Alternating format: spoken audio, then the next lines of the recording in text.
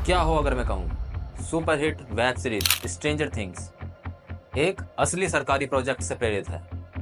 एक ऐसा प्रोजेक्ट जिसमें माइंड कंट्रोल, टाइम ट्रेवल और एलियंस तक से संपर्क करने के दावे किए जाते हैं। यह कहानी जुड़ी हुई है मोंटोक प्रयोग से, एक गुप्त अमेरिकी प्रयोग जो न्यूयॉर्क के कैंप हीरो नामक मिलिट्री बेस स्टेशन पर किया गया। लेकिन क्या यह महज एक साजिश थी या फिर इसके पीछे कोई सच्चाई छुपी है? आइए इस रहस्य से पर्दा उठाते हैं।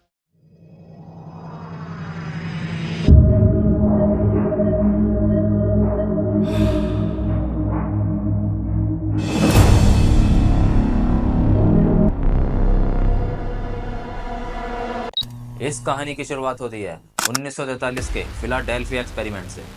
कहा जाता है कि अमेरिकी नौसेना ने अपना युद्धपोत यूएस एल्ड्रिच को रडार से गायब करने के लिए प्रयोग किया, लेकिन इसके परिणाम बहुत ज्यादा चौंकाने वाले थे। कुछ लोग यहाँ पर दावा करते हैं कि जहाज टेलीपोर्ट हो गया, यहाँ तक कि कुछ लोग दावा करते हैं कि जहाज ने टाइम ट्रैवल किया था। हालांकि इस एक्सपेरिमेंट की असली सच्चाई कभी भी सामने नहीं आई। लेकिन अगर कॉन्स्पिरेसी थ्योरीज की बात करें तो सारे प्रयोग यहीं नहीं रुके, बल्कि आगे बढ़े और मोंटोक प्रोजेक्ट के नाम से जारी रहे। न्यूयॉर्क के कैंप हीरो में स्थित यह मिलिट्री बेस आधिकारिक रूप से एक बेस स्टेशन था, लेकिन कई लोगों का मानना है इसके नीचे गुप्त लैब में खतरनाक वैज्ञानिक परीक्षण किए जा रहे थे। सबसे डरावने दावे की बात करें तो सबसे डरावना दावा यह है कि मोंटोक प्रोजेक्ट CIA के असली mind control program MK ultra का विस्तार था।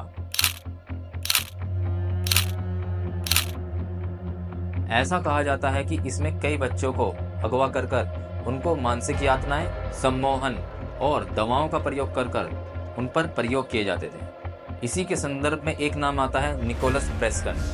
And what they found people wandering aimlessly around the deck of the... Nicholas Preston ने दावा किया था कि उसने इस प्रोजेक्ट में काम किया था। इसके अनुसार वैज्ञानिक लोगों में माइंड टेलीपैथी, रिमोट व्यूइंग और अन्य मानसिक शक्तियां जागृत करने की कोशिश कर रहे थे। यह सब एक गुप्त हथियार के रूप में प्रयोग किया जा रहा था। और फिर आता है इस मोंटोक प्रोजेक्ट की सबसे बड़ी अजीब बात, मोंटोक चेयर। यह एक ऐसी कुर्सी थी जो इंसानों की मानसिक शक्तियों को बढ़ाने के लिए प्रयोग में ली जाती थी। कुछ लोगों का दावा है कि इससे किसी भी समय और किसी भी स्थान में जाने के लिए पोर्टल खोले जा सकते थे, यानी दूसरी दुनिया का द्वार। निकोलस प्रेस्टन की माने तो 1983 में वैज्ञानिकों ने अपने प्रयोग में कुछ गलती कर दी, जिससे कि एक टाइम पोर्टल खुल गया और एक खतरनाक जीव हमारी दुनिया में आ गया। आपको स्ट्रेंजर थिंग का डेमोगोर्गन याद है? हाँ, यह कहानी इसी से मिलती जुलती लगती है। नेटफ्लिक्स की वेब सीरीज स्ट्रेंजर थिंग्स। आखिर मोंटोक प्रोजेक्ट में क्या हुआ?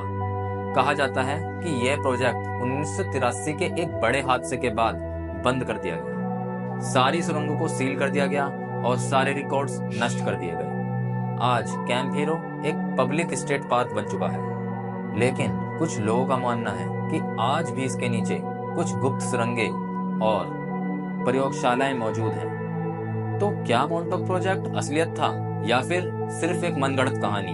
अमेरिकी सरकार ने हमेशा इस प्रोजेक्ट के अस्तित्व से इनकार किया है, लेकिन षड्यंत्रकारियों का कहना है कि सच को छुपाया जा रहा है। इतिहास गवाह रहा है कि कई सीक्रेट प्रोजेक्ट्स पहले सिर्फ कॉन्स्पिरेसी थ्योरीज मानी जाती थी, जैसे कि MK अल्ट्रा, जिसको CIA ने खुद बाद में स्वीकार किया था। तो क्या मोंटोक प्रोजेक्ट भी ऐसे ही असली है या फिर ये सिर्फ एक अफवाह है?